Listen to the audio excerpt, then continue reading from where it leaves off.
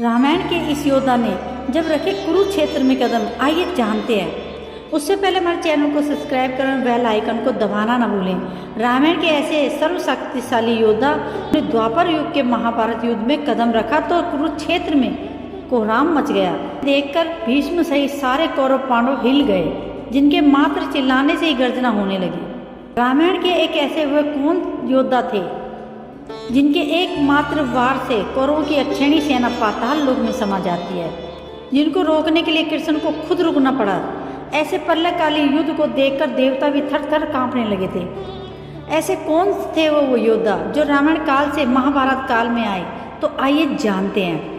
द्वापर युग के ऐसे योद्धा जो ना तो कोई देवपुत्र थे, लेकिन उनकी शक्ति के समक्ष इंद्र को भी घुटने टेकने पड़े थे। इनके जन्म से पहले ग्रहों की दिशा बदल दी गई थी, जिनको मारने के लिए स्वयं विष्णु भगवान को जन्म लेना पड़ा था।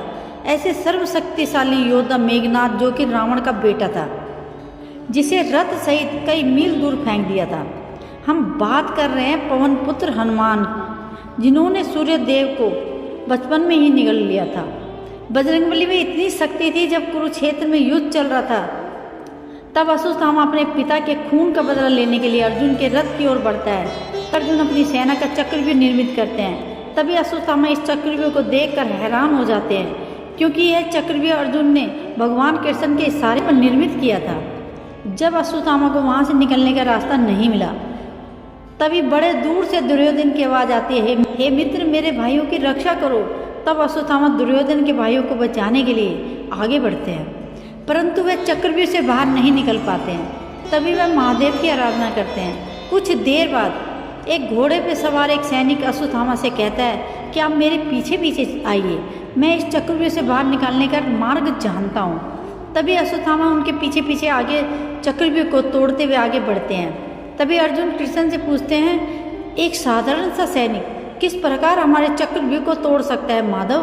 तब श्री कृष्ण कहते हैं, यह कोई साधारण इंसान नहीं है, यह स्वयं देवों के देव महादेव हैं, जिन्होंने अश्वत्थामा की भक्ति से प्रसन्न होकर उसे मार्ग दिखाया है। तब कृष्ण बजरंगबली से कहते हैं कि आपका समय आ गया है हनुमान, जाइए महादेव को रोकिए, वरना हमारी आधी सेना व्यूह की भांति खत्म हो जाएगी। तब बजरंगबली भी एक योद्धा के भेष को धारण कर महादेव को चक्रव्यूह को तोड़ने से रोकते हैं। महादेव अन्य रास्ते से चक्रव्यूह का विनाश करते हैं, परंतु बजरंगबली उन्हें पुनः रोक दे। बजरंग प्रभु, कृपया आप इस युद्ध के भागी ना बने। तब महादेव कहते कि मेरे अपने भक्तों की समस्या का निवारण करना मेरा कर्तव्य है हनुमान।